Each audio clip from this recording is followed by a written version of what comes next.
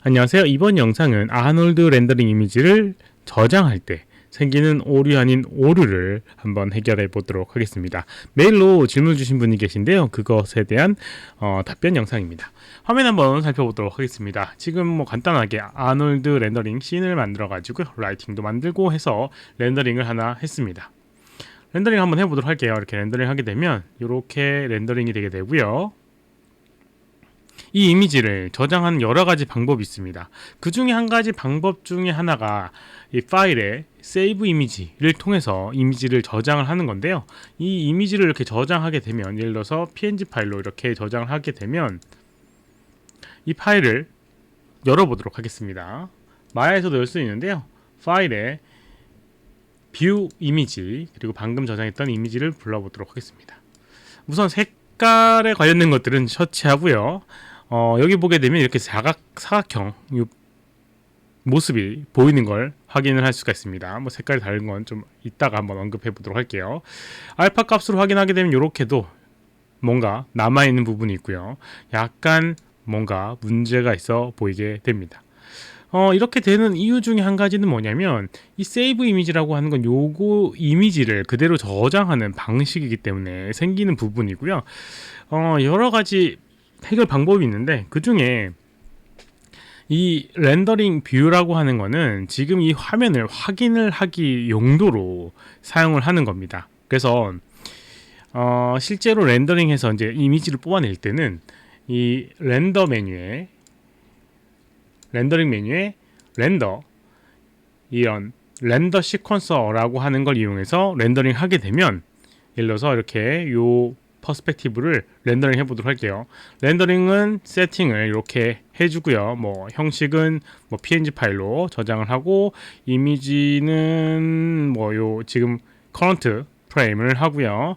이름을 이렇게 지어주도록 하겠습니다. 에러. 네, 이런 식으로 이름을 지어보도록 할게요. 에러라는 이름을 지어주고 png 파일로, 그리고 여기 렌더 시퀀서 and close 하게 되면 이렇게 렌더링이 되게 됩니다. 아까 화면과 동일하게 렌더링이 되게 되는 걸 확인을 할 수가 있고요. 이렇게 렌더링이 다 되게 되면 이미지로 저장되게 됩니다. 그리고 이제 한번 이미지를 불러보도록 할게요. view 이미지, 그리고 에러라고 되어 있는 이 png 파일 읽어보게 되면 아까랑은 다르게 이렇게 색깔도 문제였고요. 그리고 이런 아까 전처럼 에러도 문제가 없는 걸 볼 수가 있습니다. 물론 마스크는 지금 포함되어 있지 않기 때문에 마스크는 안 나오게 되는데, 이렇게 표현이 되는 걸 볼 수가 있어요. 그러면 이렇게 이제 렌더링 하게 되면 되는데, 혹시라도 여기 있는 이 상태에서 뭔가 해결하고 싶다라고 하면 어떻게 할 수 있는지도 한번 보도록 하겠습니다. 할 수 있는 방법은 우선 여기 있는 방식, 렌더링 뷰의 방식을 달리하는 건데, 또 한 가지 방법이 있어요.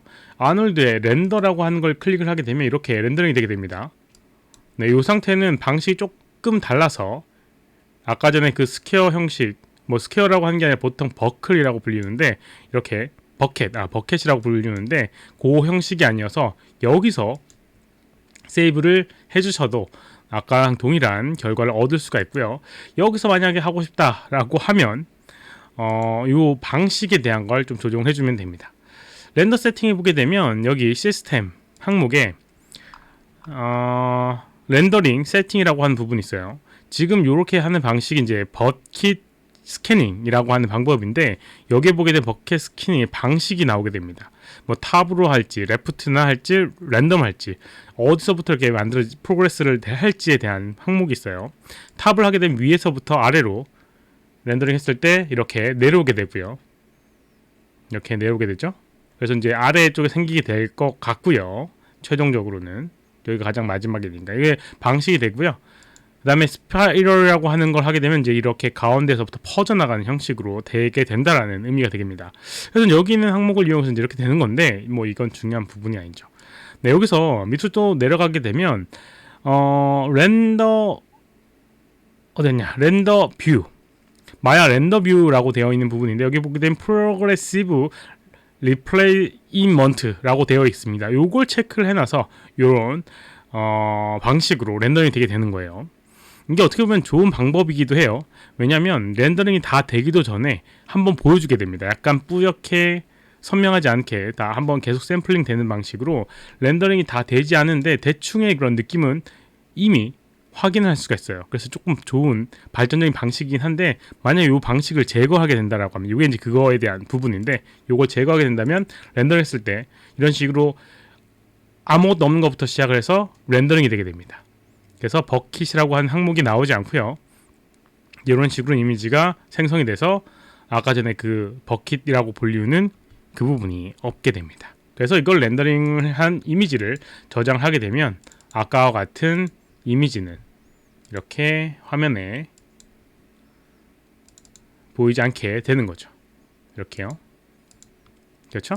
그렇게 색깔이 요 렌더링 뷰하고 달리 보이는 부분은, 우선 여기 렌더 뷰에 보게 되면 로우라고 하는 걸 바꾸게 되면 요 상태가 아까 전에 저장이 되게 됩니다.